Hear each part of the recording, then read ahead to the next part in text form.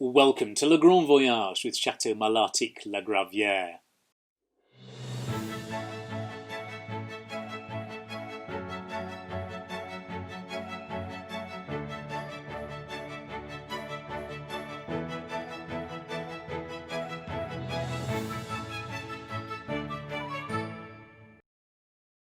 An allumette hollandaise is not a sauce, although it does make things taste more delicious.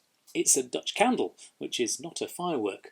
It's one of the most important innovations in Bordeaux winemaking, and it came from Holland, a country that until very recently had no real winemaking tradition at all. An allumette hollandaise is what the winemakers of Bordeaux called a sulphur candle.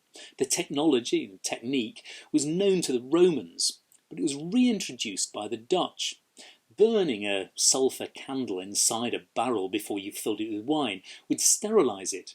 This meant the wines would taste better and spoil less as they aged, and particularly as they travelled on ships out of Bordeaux and on to the great export markets of Europe and the world. And that's what the Dutch were really good at. The story of Bordeaux is really a story of trade with places and countries that wanted Bordeaux wine.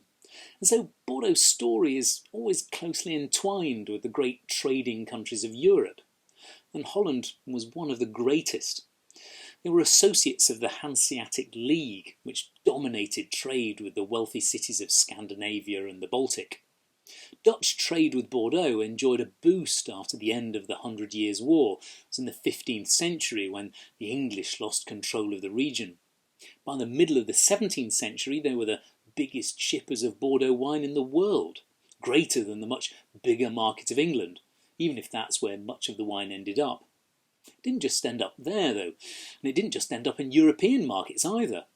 Wines were heading from Europe to the New World, places like the United States, as early as the late 17th century, and not always in barrels, sometimes in bottles. These are the very earliest types, the so-called chestnut type, because they have the squat appearance of a chestnut. The main producers of bottles for wine were originally the English. Sir Kenelm Digby had invented the modern wine bottle in the early part of the century. The Dutch cottoned on to how to make it. And in fact, the Dutch and the English remained leading bottlers of fine Bordeaux for the next 300 years. If you're looking to buy red Bordeaux from the 1960s or earlier, you'll often find listings at auction houses for wines bottled by merchants in Holland and England. Not that the Dutch weren't keen drinkers themselves. In smart Dutch families in the 16th and 17th centuries, a third of their total household expenses could be on wines. And the wines they bought were the finest ones. They were the ones that were disinfected with the Dutch candles. But Dutch ships would also buy up more humble wines. Cheaper reds were not just for shipping, they were for drinking on ships. When Dutch ships stopped at Bordeaux, they'd take on board wine for the sailors. It was healthier than drinking the stagnant water when they were at sea.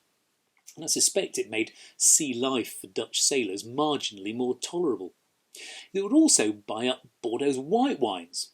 These were taken home and distilled with juniper berries to become Geneva or gin.